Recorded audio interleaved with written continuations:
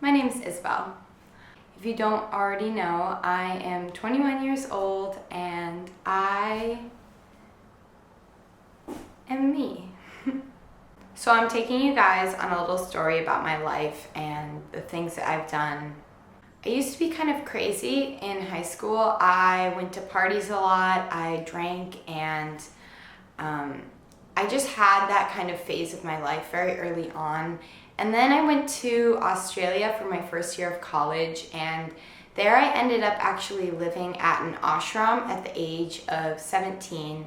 It really changed the way I perceived the world and the way I perceived myself, because prior to that I hadn't really become consciously aware of the impact I could possibly have on this world. And all of a sudden I was around people in their 20s, 30s, 60s, 70s, really consciously trying to have an impact on this earth. And it made me stop and think, what am I doing in this life? So I ended up living in New Zealand in this yoga ashram, and I spent my days chopping wood, weeding, scrubbing floors mostly, scrubbing toilets.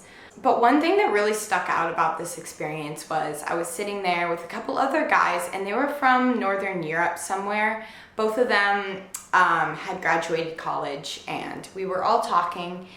And this Swami walks by who was just this amazing lady. She was probably in her 70s or 80s even.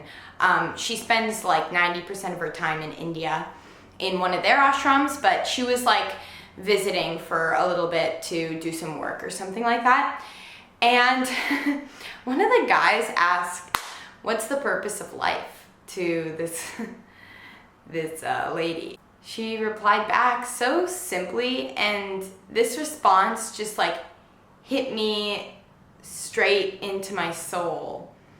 And she said, "The purpose of life is to love." And I know that sounds really cliche, but all of a sudden I realized that the greatest impact we can have on this world is to love one another and everything on it. And ever since that time, I think that I've had two different lives. One is this life that's kind of defined by society. So when I got back to the States, it was expected of me to go to school and then get a job and work a 9-to-5 and live in a city. I tried to force myself to do that, but the more I forced myself, the more I realized that that is an opinion of somebody else's opinion of what I should be doing in my life. And it's not exactly connected to what my soul wants to be doing in this life. And all of this probably sounds really stupid, but I think about this a lot because the past years I've been so disconnected to the people around me and the things that I've been doing and spending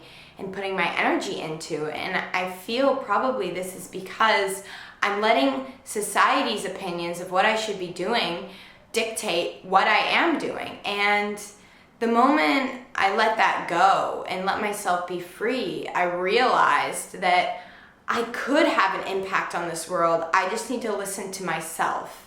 I need to listen to the love that I have. I think a lot of us lose sight of our purpose when we get so bogged down in technology and society and all of that nonsense. But here I am, I'm 21.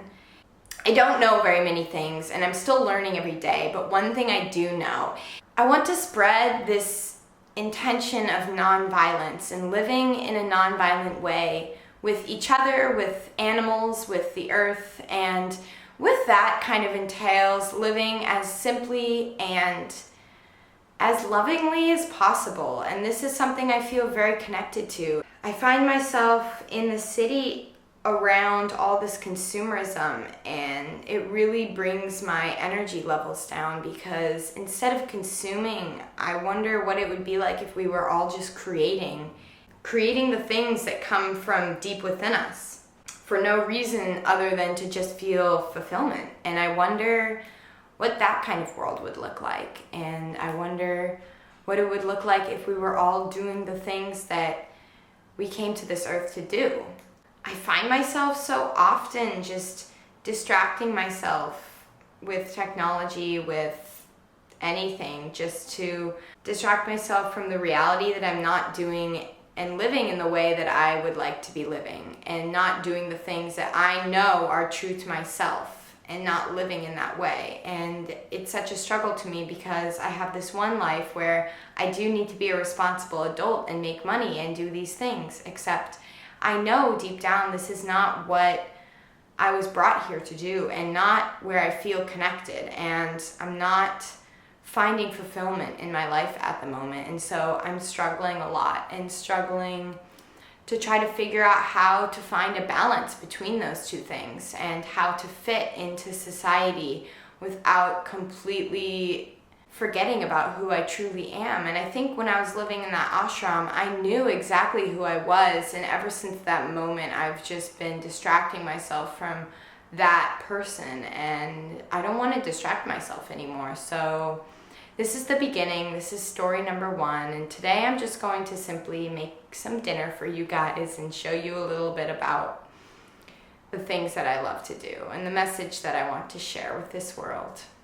Okay guys, so my favorite thing in the world is to walk into my garden with bare feet on and just like stretch my toes into the earth. It feels so good.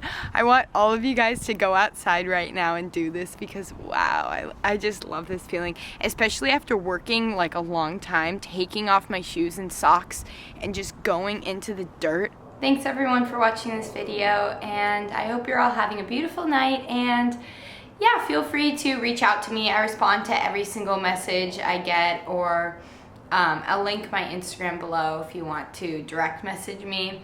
Yeah, anyways, see you guys later, and I hope you tune in for another video.